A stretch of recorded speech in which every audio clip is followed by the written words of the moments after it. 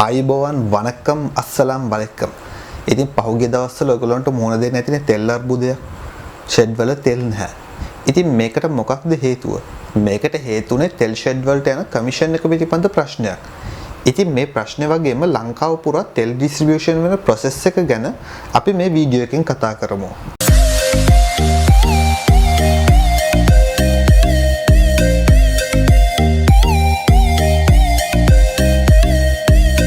ලංකාවේ තෙල් බෙදන ප්‍රොසෙස් එක ප්‍රධාන වශයෙන් අපිට කොටස් තුනකට බෙදන්න හැකියි. ඒකේ පළවෙනි එක තමයි ආනයනය කරන එක. දෙවෙනි එක වෙන්නේ ආනයනය කරපු තෙල් ෂෙඩ් වලට බෙදා හරින එක. තුන්වෙනි ප්‍රොසෙස් එක වෙන්නේ ෂෙඩ් වලින් වාහන වලට තෙල් බෙදා හරින එක. මේ තුන තමයි මේකේ තියෙන ප්‍රධාන කොටස් තුන. ඉතින් මුලින්දම මම විස්තර කරන්නම්කෝ. ලංකාවේ කොහෙවත් ඉන්ධන නිෂ්පාදනය වෙන්නේ නැහැ. ඒ කියන්නේ මේ ඉන්ධන ඔක්කොම පිටරටින් ගේන්න ඕනේ. ඉතින් ලංකාවේ නීතිය හැටියට ඉන්ධන ආනයනය පිරිපහදු කිරීම බෙදා හැරීම කියන මේ කාරණා ඔක්කොම කරන්න පුළුවන් උනේ ලංකා ඛනිජ තෙල් නීතිගත සංස්ථාවට. එහෙම නැත්නම් සිපෙට්කෝ ආයතනයට වෙනකම් විතරයි. නමුත් පස්සේ කාලේදී ওই නීතිය ටිකක් සංශෝධනය වුණා. 2002 දී ආපු සංශෝධනයත් එක්ක ලංකා IOC සමාගමට මේ ඔපරේෂන් එක කරන්න බලය හම්බ වුණා. ඊට පස්සේ මෑත කාලේ 2023 දී 24 දී විතර ආපු සංශෝධනත් එක්ක සිනෝපැක් ආයතනයට ඒ වගේම තව ආයතන කීපයකට මේ ලංකාවේ ඉන්ධන වෙළඳපොළට ප්‍රවිෂ්ඨ වීමට අවස්ථාව හම්බ වුණා. ඉතින් මේ සමාගම් වලට තමයි ලංකාවට ඉන්ධන ගෙනල්ලා වහන වලට බෙදා හරිනකන් තියෙන සම්පූර්ණ ප්‍රොසෙස් එකම අයිති වෙන්නේ. සිපෙට්කෝ එක කරන්නේ නැව් වලින් ගෙනල්ලා සපුගස් කන්දේ තියෙන ඒගොල්ලොන්ගේ ගබඩා කරගෙන රට වටේ ඩිස්ට්‍රිබියුට් කරන එක. ඊළඟට IOC එක කරන්නේ නැව් වලින් ගෙනල්ලා ත්‍රිකුණාමලයේ තියෙන ඒගොල්ලොන්ගේ ගබඩාවල තියාගෙන ඒගොල්ලොත් රට වටේ ඩිස්ට්‍රිබියුට් කරන එක. මේක තමයි පළවෙනි එක. දෙවෙනි එක තමයි මේ ගබඩාවල තියෙන තෙල් අදාළ ෂෙඩ් වලට ප්‍රවාහනය කරන එක. ඉතින් ඔයගොල්ලෝ අපි හැමෝම දන්නවනේ ඒක කරන්නේ බවුසර් වලින්. ඉතින් මේ විදිහේ ෂෙඩ් වලට දුවන බවුසර් දෙපාර්ශ්වයකට අයිති. ඒකේ පළවෙනි එක තමයි අදාළ ආයතනයටම අයිතිව තියෙනවා. ඒ කියන්නේ එක්ක සිපෙට්කෝ එකට නැත්නම් IOC එකට අයිති බවුසර් තියෙනවා. ඒ වගේම පෞද්ගලික ව්‍යාපාරිකයන්ට අයිති බවුසරුත් තියෙනවා. ඒගොල්ලෝ කුලී පදනමෙන් මේකේ අදාළ ආයතන වලට සපයලා තියෙනවා. ඒගොල්ලොන්ට ඒ සේවාව සපයනවට අදාළ කුලියක් ගෙවනවා. ඉතින් සමහර වෙලාවට ඔයගොල්ලන්ට නිවුස් වල අහන්න හම්බෙලා ඇති බවුසර් හිමියන්ගේ වැඩ වර්ජනයක් නිසා තෙල් සැපයුමක් හිට වෙනවයි කියලා. ඒ මෙන්න මේ වගේ ඒවා. සමහර වෙලාවට ඒ වගේ වර්ජනයකට මේ බවුසර් හිමියෝ දෙගොල්ලම සහභාගී වෙන වෙලාවලුත් තියෙනවා. එහෙම නැත්නම් එක කට්ටියක් විතරක් සහභාගී වෙන වෙලාවලුත් තියෙනවා. හරි. දැන් තමයි ඉම්පෝටන්ට්ම පාත් එක කරන්නේ. ඒ මොකද්ද? තෙල් ෂෙඩ් ටික. ඉතින් මම කලින්ම කිව්වනේ මේ ලංකාවට ඉන්ධන ගෙන්වීම පිරිපහදු කිරීම බෙදා හැරීම මේ කියන ඔක්කොටම බලය තියෙන්නේ මේ මම කලින් කියපු සමාගම් වලට විතරයි කියලා. ඉතින් රජයෙන් අවසර දෙන්නේ මේ කම්පැනි වල ඉන්න කට්ටියට. ඉතින් එහෙමනම් කොහොමද අපේ ගමේ නගරේ ඉන්න මේ එක මුදලාලිලා පෙට්‍රල් ෂෙඩ් දාගෙන තියන්නේ? ඔන්න ඔතන තමයි පොයින්ට් එක.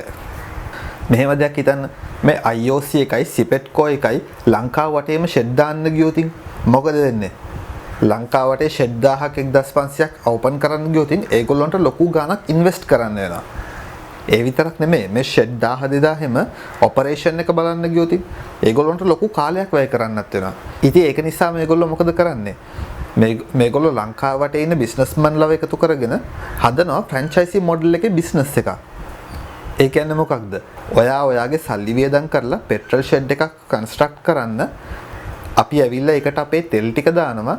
ඔයා අපේ වෙළඳ ලකුණ යටතේ මේ තෙල් ටික ඔයාගේ ෂෙඩ් එක හරහා විකුණන හැම තෙල් ලීටරයකටම හරි රුපියලකට හරි අපි ඔයාට යම්කිසි කමිෂන් එකක් ගෙවනවායි කියලා. ඒක හරියට ෆ්‍රැන්චයිසි මොඩල් එකේ බිස්නස් එකක්. ඉතින් ඔයා දන්නේ නැත්නම් ෆ්‍රැන්චයිසි බිස්නස් එකක් කියන්නේ මොකක්ද කියලා මම මගේ channel එකේ මීට කලින් වීඩියෝ එකක් කරලා තියෙනවා ෆ්‍රැන්චයිසි බිස්නස් ගැන. ඉතින් මම මෙතන කාඩ් එකේ වීඩියෝ එකක් දාලා තියෙනවා. එහෙම නැත්නම් පල්ලා ඩිස්ක්‍රිප්ෂන් එකේ link එක දාලා තියෙනවා. ඒ link එකෙන් ගිහිල්ලා ඔයගොල්ලන්ට බලන්න පුළුවන් මේ වීඩියෝ එක. ඒකෙදි මම ෆ්‍රැන්චයිසි බිස්නස් කියන මොඩල් එක ගැන සම්පූර්ණ විස්තරයක් දාලා තියෙනවා. ඉතින් මේ සමාගම් මේ විදිහට ආරාධනා කරයින් පස්සේ අර ඒගොල්ලොන්ට බෙදලා තියෙනවනේ පෙට්‍රල් ෂෙඩ් ටික. ඒ කියන්නේ සිපෙට්කෝ එකට හරි IOC එකට හරි අන්න ඒ වගේ තියෙන පෙට්‍රල් ෂෙඩ් වලට මේ ඉන්න දේශීය ව්‍යාපාරිකයෝ ගිහිල්ලා ආයෝජනය කරලා ඒගොල්ලොන්ගේ ඒරියා එකේ තියෙනවනම් ඒගොල්ලොන්ගේ ඒරියා එකේ ඉඩමක් තියෙනවනම් ඒගොල්ලෝ පෙට්‍රල් ෂෙඩ් එකක් හදනවා. හදලා මේගොල්ලොන්ගේ පෙට්‍රල් අරගන්නවා. ඒ පෙට්‍රල් ටික ඒගොල්ලොන්ගේ ෂෙඩ් එක හරහා බෙදනවා. ඒක නිසා තමයි ඔයා ලංකාවේ ඕනම ෂෙඩ් එකකට ගියොත් ඒක එක්ක සිපෙට්කෝ ලෝගෝ එක හරි IOC ලෝගෝ එක හරි නැත්නම් දැන් කියන සිනෝපැක් RM ඔන්න ඔය වගේ එක ලෝගෝ එකක් හරි තියෙනවා. ඒ වගේම ඔයගොල්ලන්ට බලා ගන්න පුළුවන් ওই ලෝගෝ එකට අමතරව ඒගොල්ලොන්ගේ මොකක් හරි ඇඩ්‍රස් බෝඩ් එකක් හරි මොකක් හරි ඇති ඒ ෂෙඩ් එක අයිතිකාරයාගේ නමත්. ඉතින් ඔන්න ඔය විදිහේ තමයි ලංකාවේ පෙට්‍රල් ෂෙඩ් ඔපරේට් වෙන්නේ. ඉතින් මෙතනදී ඔයගොල්ලෝ මතක තියාගන්න ඕන දෙයක් තමයි මේ ෆ්‍රැන්චයිස් බිස්නස් එකයි මේ පෙට්‍රල් ෂෙඩ් ඔපරේෂන් එකේ පොඩි වෙනසක් තියෙනවා. ඒක තමයි ෆ්‍රැන්චයිස් බිස්නස් එක නම් වරලත් ලාභිය තමයි තමන්ගේ කරන සේල් එකෙන් යම්කිසි ප්‍රතිශතයක් වරලත් හිමියට පුරස්කාරයක් විදියට ගෙවන්නේ. හැබැයි මෙතනදී වරලත් හිමියා තමයි වරලත් ලාභියට කමිෂන් එකක් ගෙවන්නේ. ඉතින් ඔය පහුගිය දවස්වල පොඩි ප්‍රශ්නයක් ආවනේ. ඒ ආවේ මේ කමිෂන් එක සම්බන්ධ ප්‍රශ්නයක්. සාමාන්‍ය න්‍යාය තමයි කරන සේල් එකෙන් 103ක් කමිෂන් එකක් විදියට දෙන්න. හැබැයි මේ නීතිය දැම්මේ කොයි කාලෙද? මේ විදිහේ නීතියක් ආවේ කමිටු නිර්දේශයකින්. ඒ කමිටු නිර්දේශය දැම්මේ 2009 දී විතර. ඒ කාලේ සාමාන්‍යයෙන් තෙල් ලීටරයක් ගැන රුපියල් 100ත් 110ත් මේ වගේ ගානක. එතකොට මේ 100 110න් 103ක් කියලා කියන්නේ රුපියල් 3ක්. ඉතින් ඒ වගේ මේ කමිටු නිර්දේශයක් දැම්ම මේ කමිෂන් ඇමවුන්ට් එක යන්න පුළුවන් උපරිම ගාන රුපියල් 5යි කියලා. නමුත් වර්තමානයේ එනකොට රුපියල් 350ක් විතර එනවා ඉන්ධන ලීටරයක්. ඉන්ධන ලීටරයක 103ක් කියන රුපියල් 12ක් 1350ක් වගේ වෙනවා. එතකොට ලොකු ගාණක් අපි ගෙවනවා. ඉතින් වර්තමාන රජය කරේ මේ ලොකු ගාණ ගෙවන එක නවත්තලා රුපියල් 5ක් විතරක් ගෙවන්න ගත්තා. ඉතින් මේකත් එක්ක හිතන්න මේගොල්ලන්ට වෙච්ච ලොස් එක රුපියල් 12ක් වගේ හම්බ වෙන තැනකින් රුපියල් 5කට බහිනවා කියන්නේ. ඉතින් මේක ලොකු ගාණක්නේ. ඉතින් ඕක තමයි ඉන්ධන පිරවුම්හල් හිමියෝ වැඩ කරන එක නැවැත්තුවේ. ඉතින් ඇත්තටම මේගොල්ලොන්ගේ පැත්තෙන් සාධාරණයි. මේගොල්ලෝ ඉස්සෙන් රුපියල් 3ක් ලාභ ගත්තේ රුපියල් 100ක් ඉන්වෙස්ට් කරලා. ඇයි?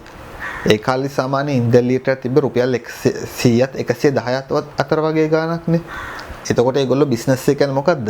රුපියල් 100ක් දීලා තෙල් ටිකක් අරගෙන අවිල්ලා ටික දවසක් තියාගෙන ඒක වහන වලට විකුණනවා.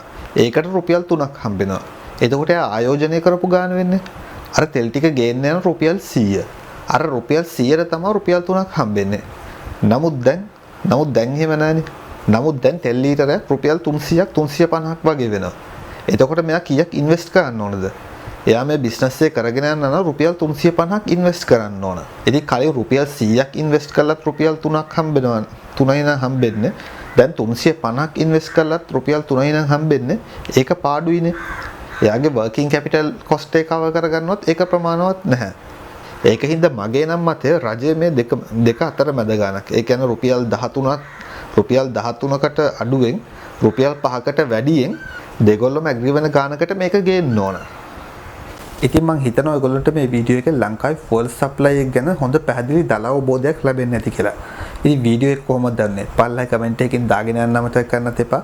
ඒ වගේම තමයි මම තව පොඩි දෙයක් කියන්නම්.